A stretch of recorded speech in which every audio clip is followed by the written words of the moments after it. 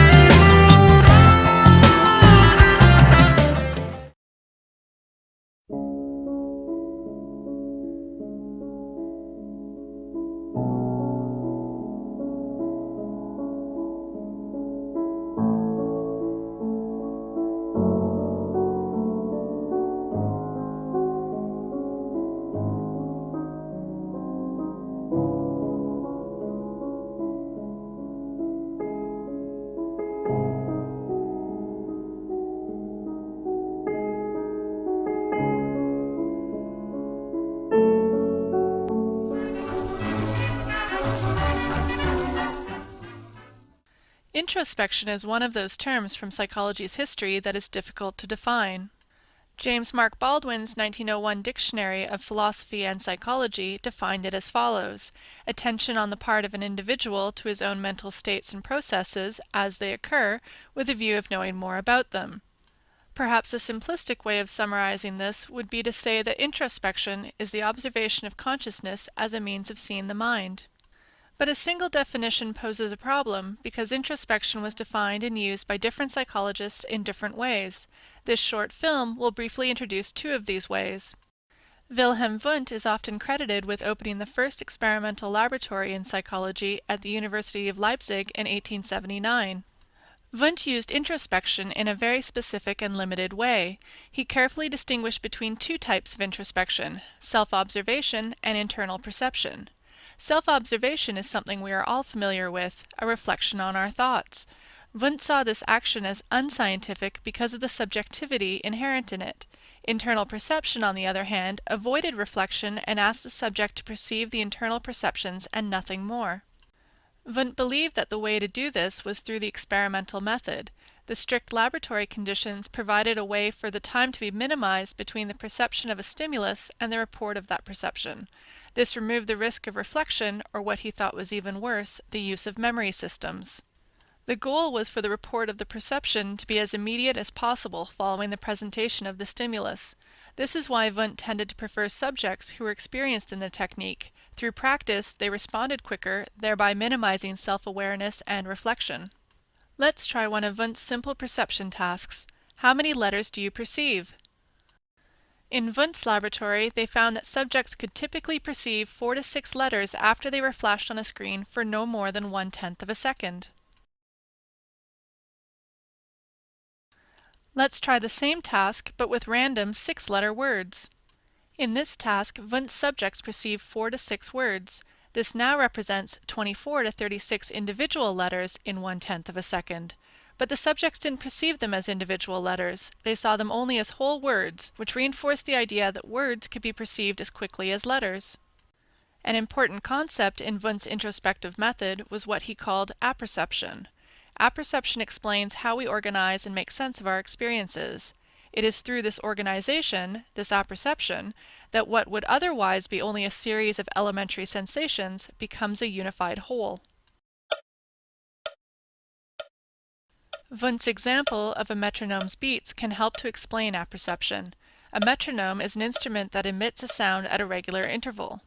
Wundt would set the metronome and ask you to pay attention to the experiences that the sound arises within you. If you've listened to a metronome before, you may have noticed that even though the beats are all technically identical in intensity, the experience that they produce is not. You may hear every second beat as louder than the one that came before it. Wundt explained that our difficulty in hearing the beats at exactly the same intensity is due to the fact that our consciousness is rhythmically disposed. We are organizing the individual beats into a unified whole. This is the process of apperception. Wundt emphasized that scientific introspection, or internal perception, could only be used to investigate certain types of psychological phenomena. He primarily focused on sensation and perception. Reports of introspection were limited to judgments of size, intensity, and duration of the stimuli presented. Wundt argued that our internal perception is only scientific when it is linked to a controlled external stimulus. In the United States, one of the most ardent proponents of introspection was Edward Bradford Titchener. Titchener ran the psychology laboratory at Cornell University, where he introduced a type of introspection that combined his British training at Oxford with his doctoral studies at Leipzig under Wundt. Titchener defined introspection generally as observation. In contrast to Wundt, he believed that it allowed us to identify elementary sensations which, when put together, produced complex experience. Titchener went beyond Wundt's preference for experienced subjects and insisted on training.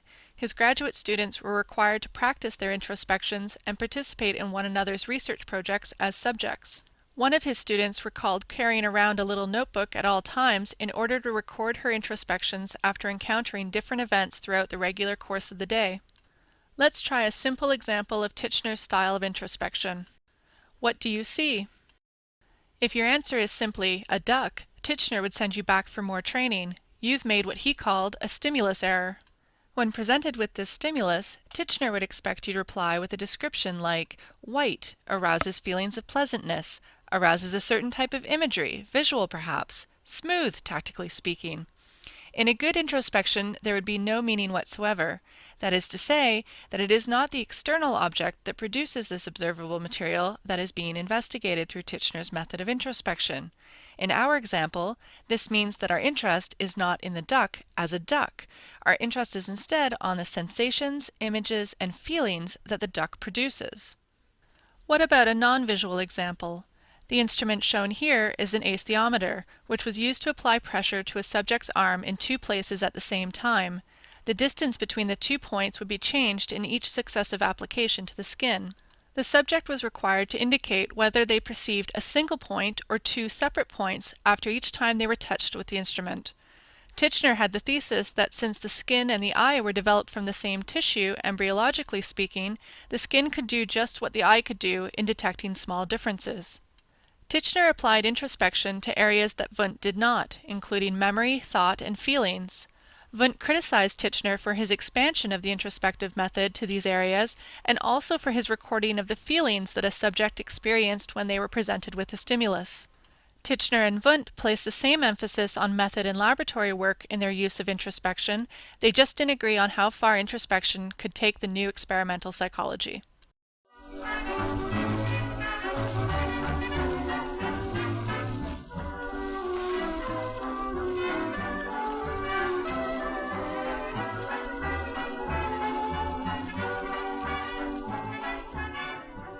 Podcast and webcast in the History and Context of Journalism series at the University of Winchester. Today we have a second year topic, which is Sigmund Freud, and a lecture was given earlier today by my colleague Brian Thornton dealing with Freud, and we also viewed some art material, some art film from the period really when Freud was writing the surrealist films of Louis Buñuel. So I'm going to ask Brian, by way of starting, what it is that's so important about Freud? I mean, why on our course do We deal with them because studying journalism, studying the media, Freud is absolutely essential for an understanding of magazines, mainstream movies, even the language that we use is Freudian. As his biographer said, we all speak Freud now.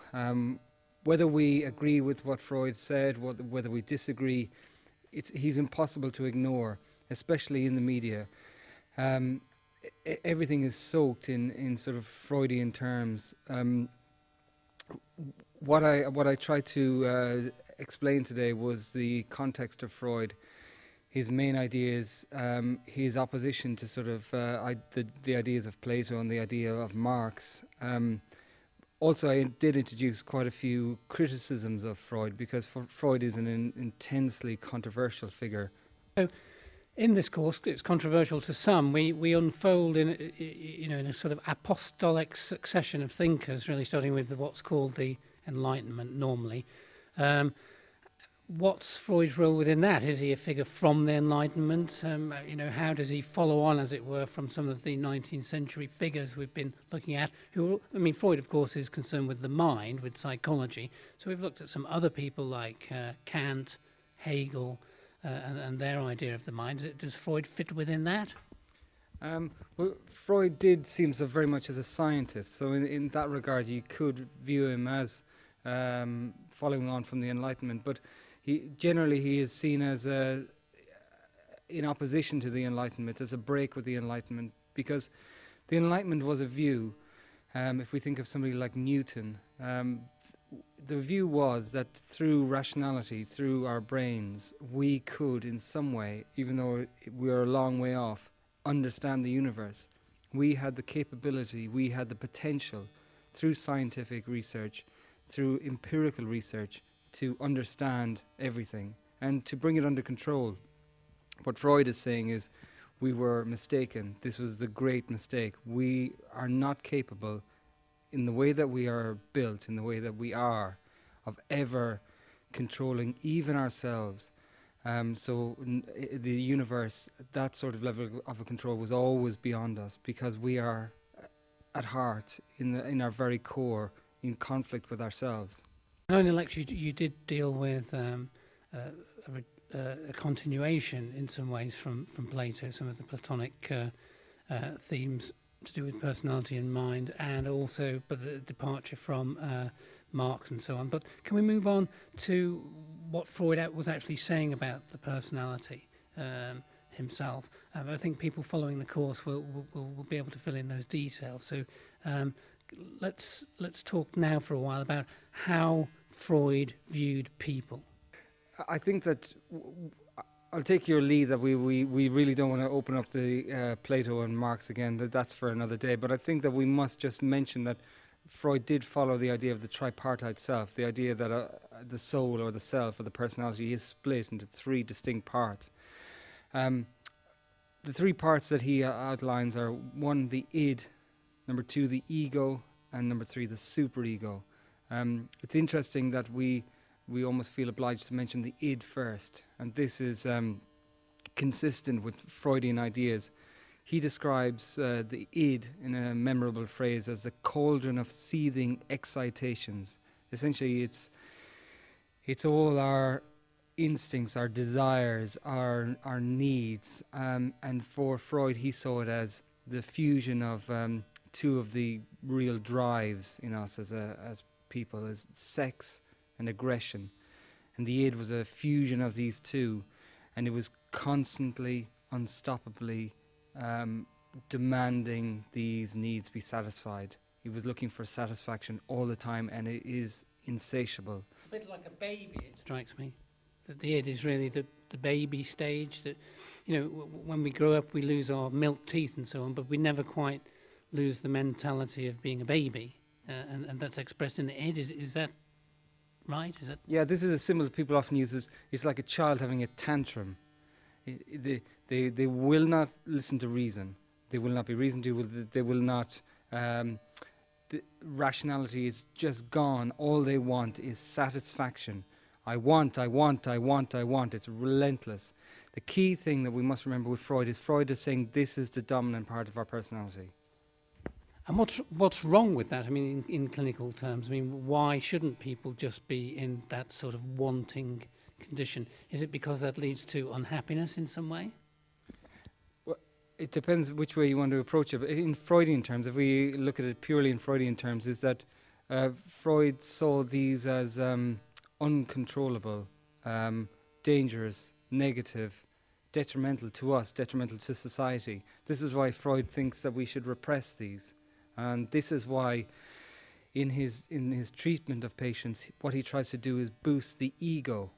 The ego is our sort of rational selves. Okay, so that's the second stage, as I understand. So we have this kind of inner child, as you'll see that in tabloid newspapers talking about their inner child and so forth, and comedy comes from being in touch with your inner child, etc. But then as people grow, or they develop in a healthy way, a fairly healthy way, I think that Freud doesn't see anybody as purely healthy. Everybody is in need of his medicine. We'll perhaps come to that, his psychoanalysis.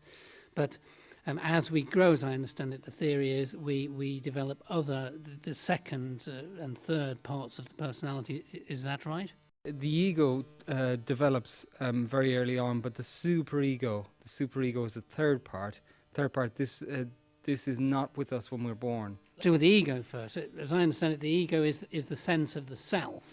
I mean, a baby doesn't necessarily know who it is. It just has these wants and needs, which it gets very frightened by if they're not immediately satisfied. But as the ego stage, as it's called, kicks in about 2 or 3 normally in Freudian terms, of the terrible twos, as it's called, when the person, as I understand it, develops a sense of their self.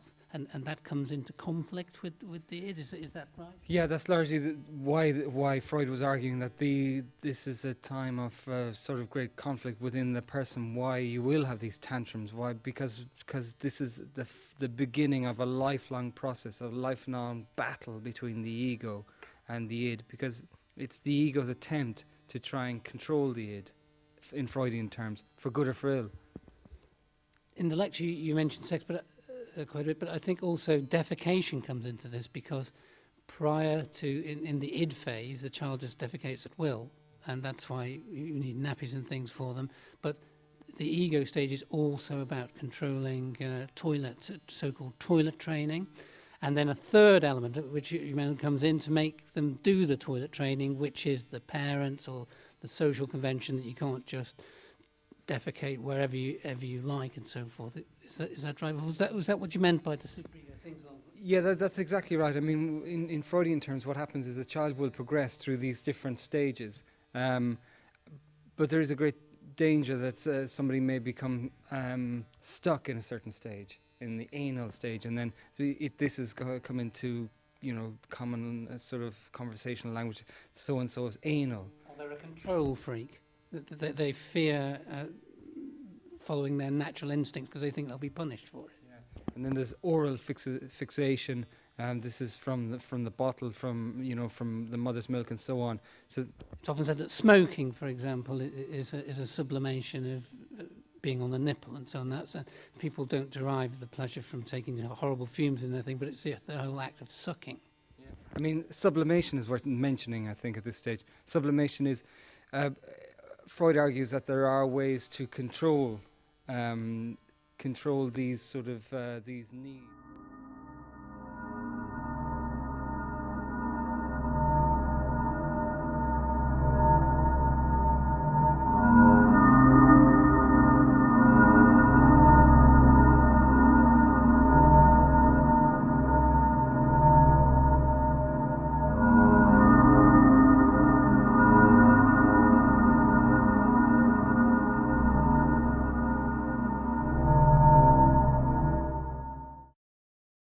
Hello and welcome to universityofshed.net.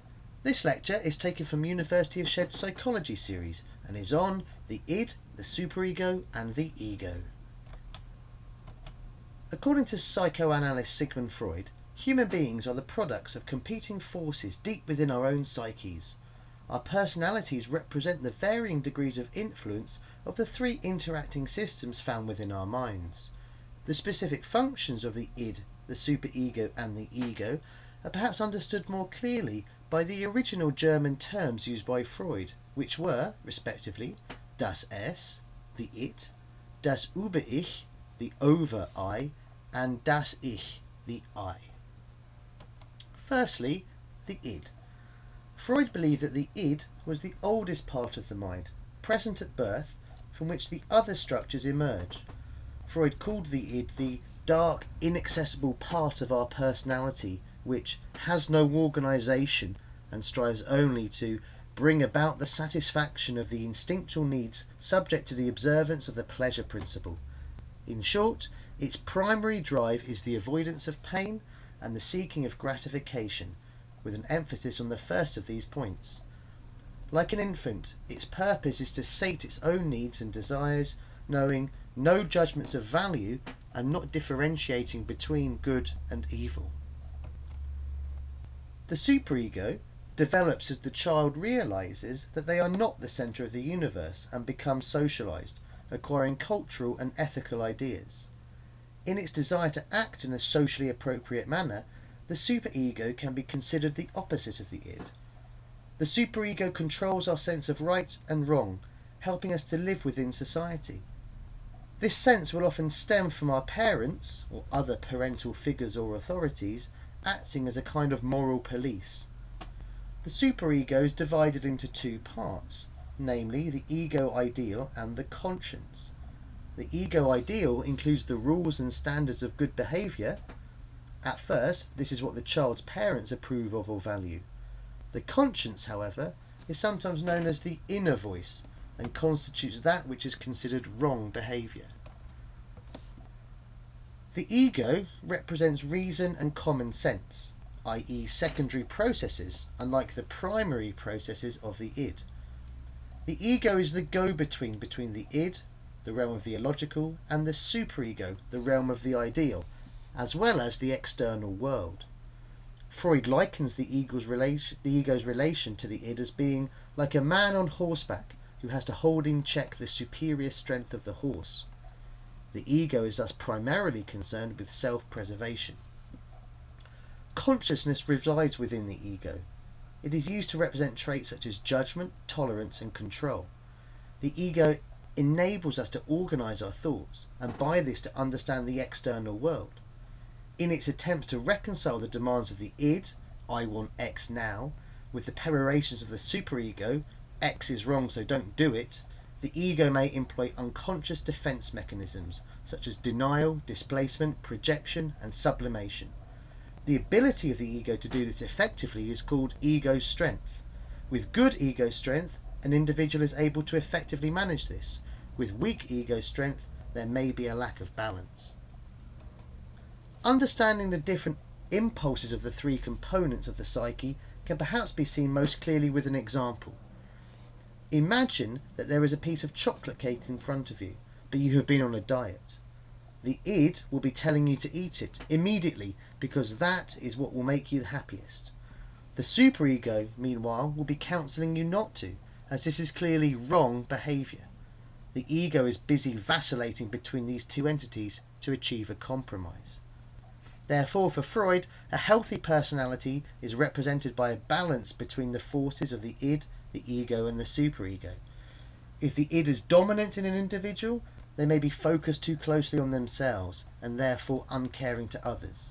If the superego is overbearing, then the individual may feel guilty all the time, or else have a saint complex. If the ego is too strong, the individual may be rational and efficient, but also cold and distant.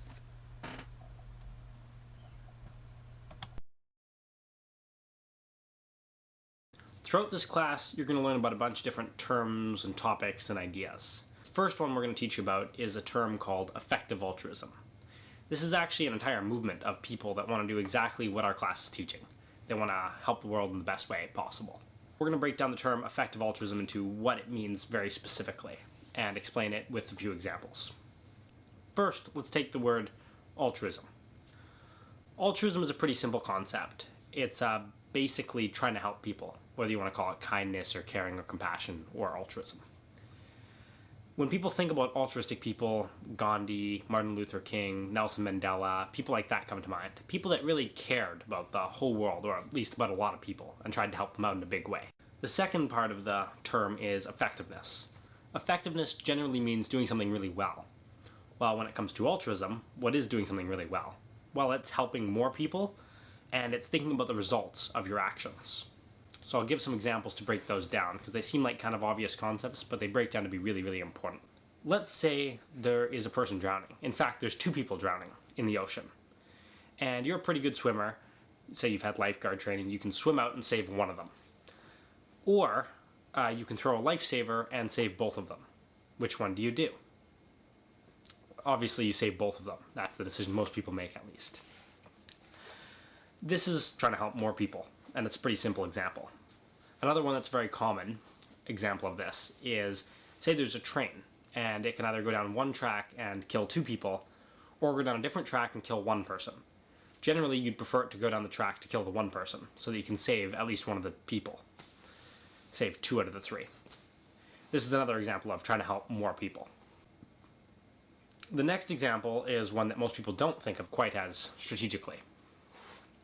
When you're donating to a charity, one charity, if you donate $100 to, might save one person's life. And another charity, if you donate $100 to, might save 100 people's lives. Which one do you donate to? Again, the choice seems kind of obvious, but most people don't actually think about this kind of stuff. Most people don't look at how much good their charity's actually doing. We'll get into how to look at that specifically later. But this is an example of helping more people, or utilitarianism is another term for it.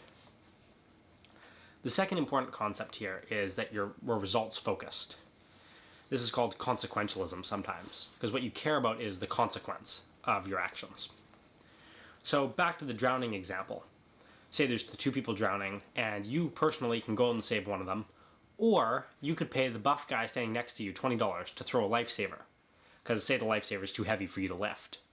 Does it really matter who throws the lifesaver and who actually saves the people? No, not really. What matters is you save the 2 people. That's consequentialism. That's caring about the results. Doesn't matter whether it was you or the buff guy. Another example is most people have the idea not to lie. This is kind of a principle that a lot of people have. And this is a good principle to have. But it depends on the situation. It depends on the consequence. Say a Nazi came knocking to your door, asking, "Where's your best friend?" This might be an appropriate time to lie, because the result of telling the Nazi where your best friend is quite negative, where the result of lying might be less negative. So this is caring about the results in that circumstance. Now again, this all seems fairly straightforward. Of course we care about the results. But let's take it to the charity again. What if I have an option of taking a job at a charity and saving 200 people over a year? That's a pretty good job. Saving 200 people is a lot of people. But say I also had the choice of taking a job unrelated to helping people, say as a computer programmer, where I could make enough money to hire 3 people to do the same job I was about to do. That's saving 600 people. Which one's the better choice? Although the obvious choice is actually going and working for the charity, the better choice when we look at the numbers is paying other people to work at the charity. In that scenario, we save 600 people instead of 200.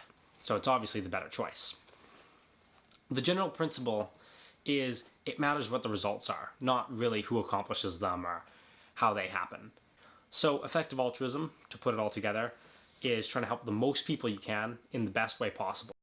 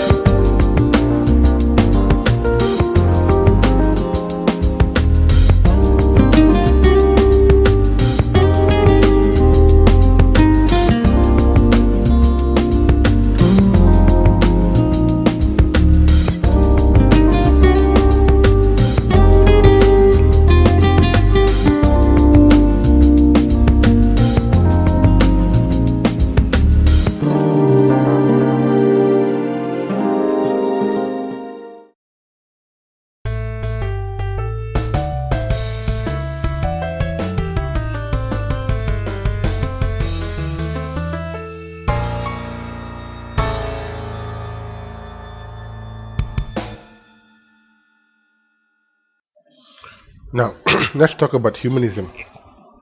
The humanistic approach to learning refers to a wide variety of ideas and techniques.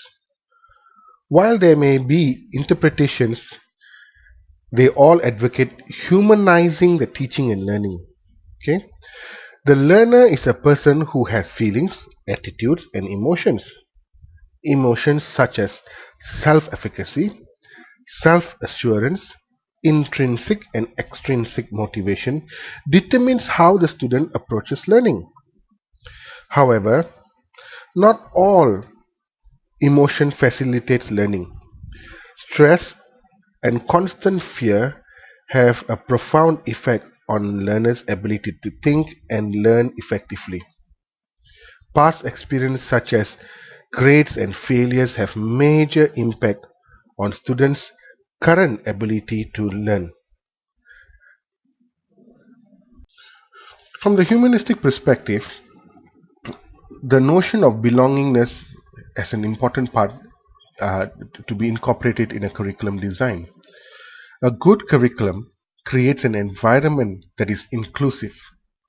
Every member of the community feels that they are equally an equal member of the community and has equal say to contribute to the learning environment or teaching and learning environment.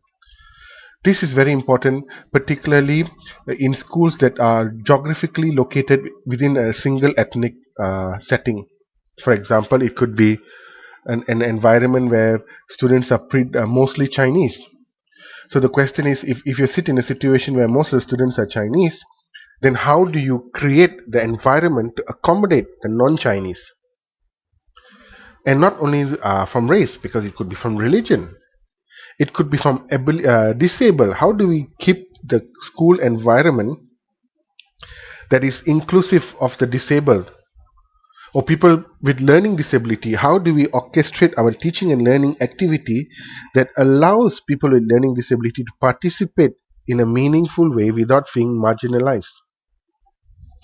So the humanistic approach to psychology, or the foundation to curriculum design, brings in the human element into the thing. So we had the three elements we talked about earlier: the behavioral element, the cognitive element, and now the humanistic element.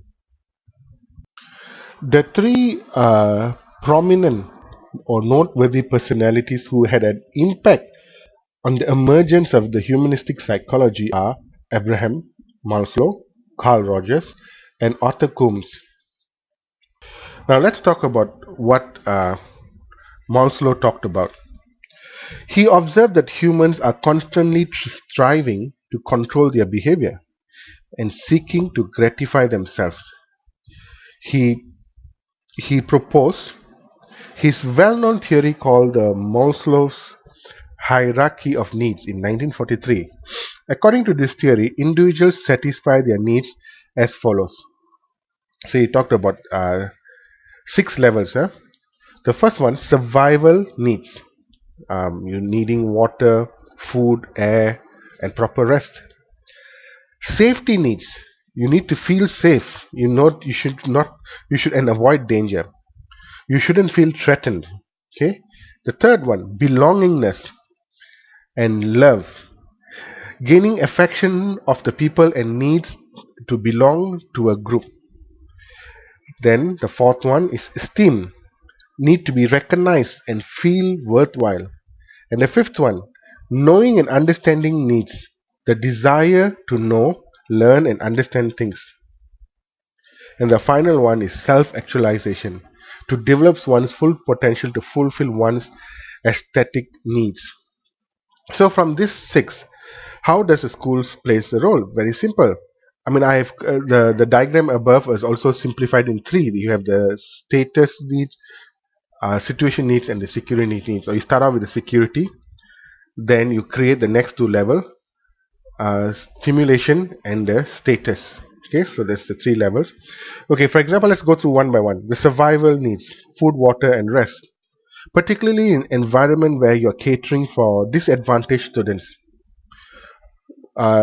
Nutrients, food, and water are crucial. Can you imagine if you are sitting in a low-income neighborhood where children miss their breakfast And here you are talking about quadratic equations or teaching the Constitution or Declaration of Independence, and that guy hasn't had his breakfast. How much attention is he going to face? Or, another still, you could be a lecturer teaching some fundamental concepts of civil engineering uh, to someone at 2 o'clock in the afternoon who has just had his meal and is struggling to stay awake. See, the concept is to be the concept is to take into account the need, the survival needs. Okay, then you talk about safety. Students must feel safe. I mean, they must come to class and know that nothing is going to happen to them, so they can rest their mind that to pay attention to what you are talking to them. They can completely be assured. So I'm sure certain parts of the world this is not possible, and even in the best of places and best of times, this is not possible. I mean, bullying is a major issue that takes place in every part of even the most enriched environment. I mean, you could be in Garden International School where the best of the best and the most affluent school attend. They will be still prone to bullying if it goes unchecked. Belongingness. Now, this is where the school plays a role. The participants of the community must feel that they are part of the community. Only then they will uphold the traditions and traditions of the community wholeheartedly. If you need participation, people will only participate if they feel they are part of it. So this is a very important part in how we organize our class. If you organize the class and you come up with rules and regulations that doesn't include the opinion and desire of the participants, why would they willingly participate? So in many successful teachers, especially the younger level teachers, they do organize classroom rules and regulations incorporating students' feedback or students' input on how to do certain things. Esteem, recognizing and feeling a worthwhile. Now, this is very important for especially the higher level, in the sense that I could come to your class, I do my work, I submit my assignments, you impersonally mark and give me feedback. Although feedback helps me, but I don't want to feel that I'm part of a system. I would like to feel that I'm part of a community, and that is really a big thing, especially with e-learning, because now we have less and less contact. I will have an inbox. I electronically send in my assignment. Someone marks it and electronically put my feedback into some system, and I could feel impersonal. And I need to feel worthwhile. I mean, getting a few marks here and there is great, but at the end of the day, I need to feel this appreciation that will encourage me to go on and jump in deeper and give better work. Esteem, okay? And then knowing and the understanding needs. This is a great desire of human that occurs naturally that we need to capitalize. Humans have a natural desire to learn. They have a natural desire and tendency to want to understand things. So capitalizing the human inquiry is an important issue, an important tool that teachers should use to facilitate teaching and learning. And finally, everyone needs to actualize themselves. They need to reach, they will have a natural desire to reach the fullest potential. So how the school and the system or the community should participate to give everybody their unique space, to not to come on with a single ruler and measure everyone, but to have various rulers that give everybody a measurement to stack up against the odds.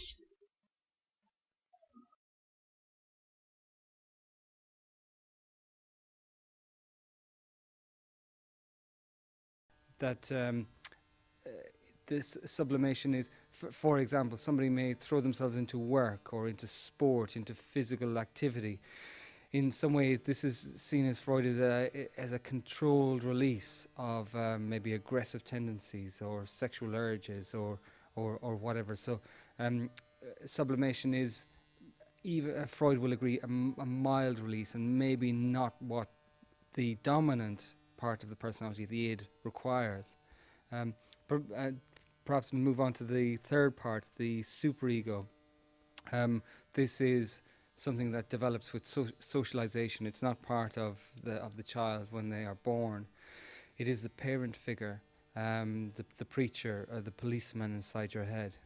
So, for example, in toilet training, the id would just not even know it was urinating.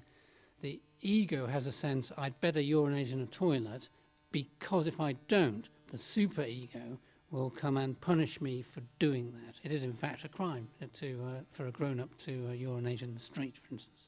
Exactly. The interesting thing about the superego is you would ask, how does the superego punish? It punishes through guilt.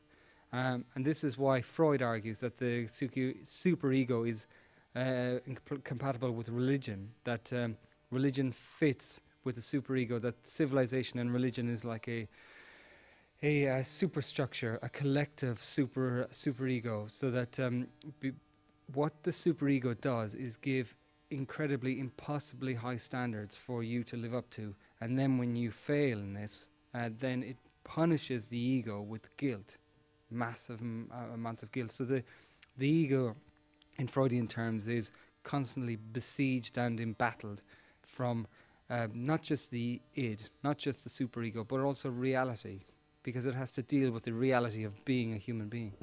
I think you explained that the ultimate reality that the ego fears more than anything else. It's a fearful world, isn't it? I mean, in Freud thinks that the best you can get out of life really is to be what he calls ordinarily unhappy, just to be constantly disappointed, constantly feeling pain and so forth. And what his clinical therapy was supposed to address was very serious unhappiness, neurosis, people who simply couldn't get out of bed in the morning because they were so fearful of everything.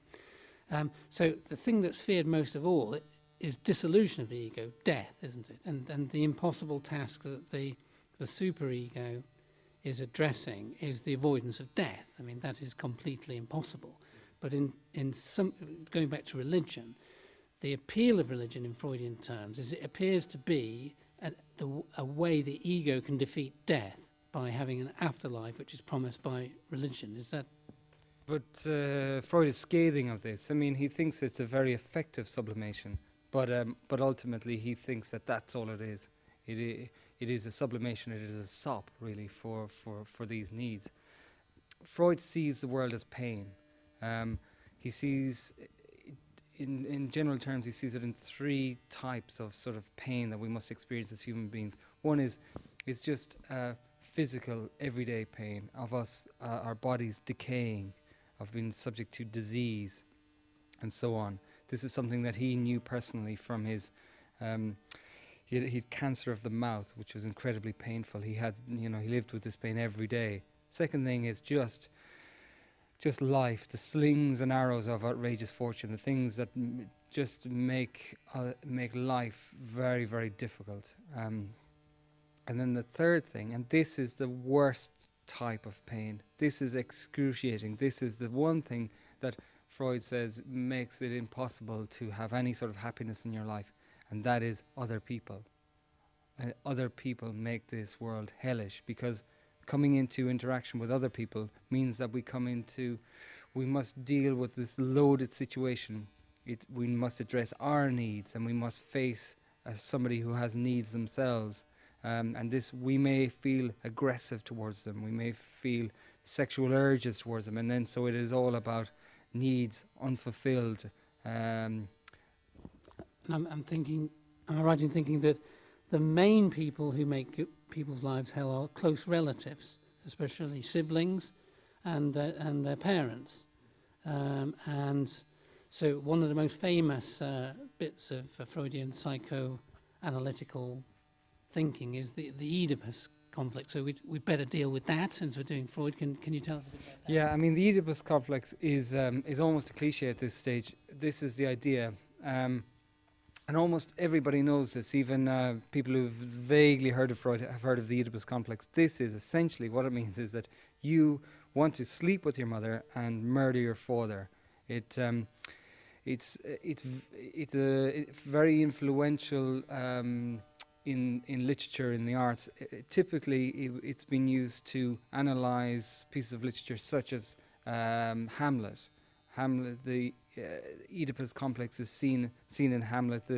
There's the famous scene of him in his mother's bedroom where they physically touch, and Freud said that this is classical sort of behavior of a son with his mother. I mean, it's in the trade, in the psychiatric trade. I mean, it's dismissed. Really, people think it is just sort of fantasy, but in literature, it has had a huge effect. I think that's right. I mean, just this week, the big movie that's been released is We Need to Talk About Kevin, which is exactly a Freudian sort of casebook, really, of a child that is just endlessly cruel and monstrous towards his mother in order to punish her for not giving him enough attention, really.